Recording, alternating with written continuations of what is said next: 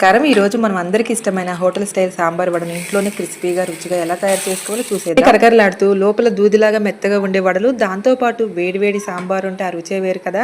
గుమ్మగుమ్మలాడే ఈ సాంబార్ కి అయితే ఇంత కలర్ఫుల్ కలర్ తీసుకొచ్చిన ఆ సాంబార్ పౌడర్ అయితే ఏ విధంగా తయారు చేసుకోవాలో కూడా చూసేద్దాం. ముందుగా మినపప్పు అయితే 4 hours అయితే నానాలి. ఈ నానబెట్టిన మినపప్పును అయితే శుభ్రం చేసుకుని తీసుకోవాలి. గుర్తుంచుకోండి, పిండి రుబ్బేటప్పుడు మాత్రం నీళ్ళు చాలా తక్కువగా వాడాలి. పీల్చుకోకుండా గట్టిగా వస్తాయి, పర్ఫెక్ట్ గా వస్తాయి. ఇలా మెత్తగా రుబ్బిన పిండిని ఒక గిన్నెలోకి తీసుకుని ఒక 2 నిమిషాల పాటు ఈ పిండి అంతా బాగా కలపాలి. అప్పుడు దాని వల్ల వడలు బాగా పొంగుతాయి. చేతికి తడి చేసుకుంటే ఇంకా వడలు వేసేసుకుంటాం. పిండి రెడీ అయిపోయింది కదా, ఇవైతే పక్కన పెట్టుకుందాము. ముందుగా అయితే సాంబార్ కోసం అయితే పప్పు తీసుకున్నాను. పప్పులోకి సొరకాయ ముక్కలు పొడవుగా కట్ చేసుకుని ఆనియన్స్ తీసుకుని వేసుకున్నాను. కొంచెం పసుపు వేసి అంత మెత్తగా ఉడికి సాంబార్కి చింతపండు ఎంత కావాలో అంత వాటర్లో వేసి ఉంచుకోండి. అలాగే సాంబార్ పౌడర్ నేనే తయారు చేస్తున్నాను. వాటి కోసం అయితే ఏమేమి తీసుకున్నాను అంటే ధనియాలు, ఎండుమిర్చి, కందిపప్పు, శనగపప్పు, మెంతులు, మిరియాలు, జీలకర్ర, కొంచెం పసుపు, ఇంగువ, మినపప్పు, కొంచెం బియ్యం, కొబ్బరి, కొంచెం కరివేపాకు రెబ్బలు కూడా వేసుకుని దూరగా వేయించుకోవాలి, మంచి వాసన వచ్చేలాగా. సిమ్లో పెట్టుకుని చేసుకోండి. ఇవన్నీ ఇంకా మూత పెట్టేసి ఉంచుతాను, స్మెల్ అంతా పోతుంది. ఈ పప్పు అయితే ఉడికిపోయింది మెత్తగా. ఇంకా సొరకాయ ముక్కలు చక్కగా మెల్ట్ అయిపోయి అందులోనే సాంబార్ లో కాబట్టి చాలా తక్కువ వెజిటేబుల్స్ వేసుకుంటున్నాను. మీకు రైస్ లో కానీ సాంబార్ కావాలంటే వెజిటేబుల్స్ అన్ని చక్కగా విజిల్ పెట్టుకుని ఉడికిపోతాయి కదా, ముక్కలన్నీ నలిగిపోయి కానీ ఉడికించుకుని కలుపుకోవడం కోసం అయితే నేను పోపు పెట్టుకున్నాను.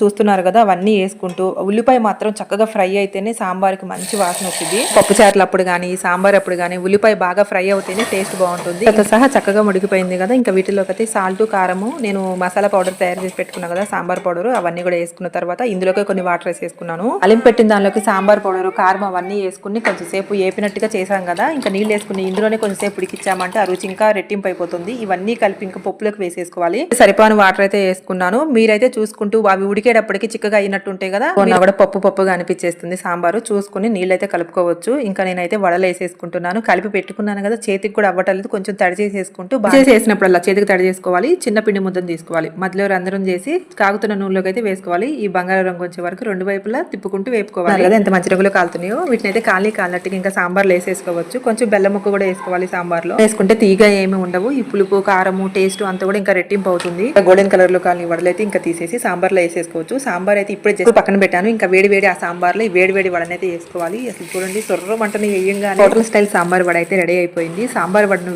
వేడిగా ఉన్నప్పుడే అలా చట్నీ వేసుకుని పల్లి చట్నీతో పాటు తింటుంటే ఉంటుంది, అసలు చెప్పలేమన్నమాట. ప్రతి ఒక్కరు ట్రై చేయండి. వేడిగా ఉన్నా కూడా పల్లి చట్నీ వేసుకుని ఇలా సాంబార్తో తింటుంటే ఇక మాటలు రావట్లేదు, అంత టేస్టీగా ఉంది. అందరు ఇష్టంగా తింటారు, మీరు కూడా ట్రై చేయండి. మరిన్ని రుచికరమైన వంటల కోసం అయితే మా ఛానల్ ని సబ్స్క్రైబ్ చేసుకోవడం మర్చిపోకండి. వీడియో నచ్చినట్లయితే తప్పకుండా లైక్ చేయండి, మీ ఫ్రెండ్స్ కూడా షేర్ చేయండి. ఇలాగే మన ఛానల్ అయితే చూస్తూ ఉండండి.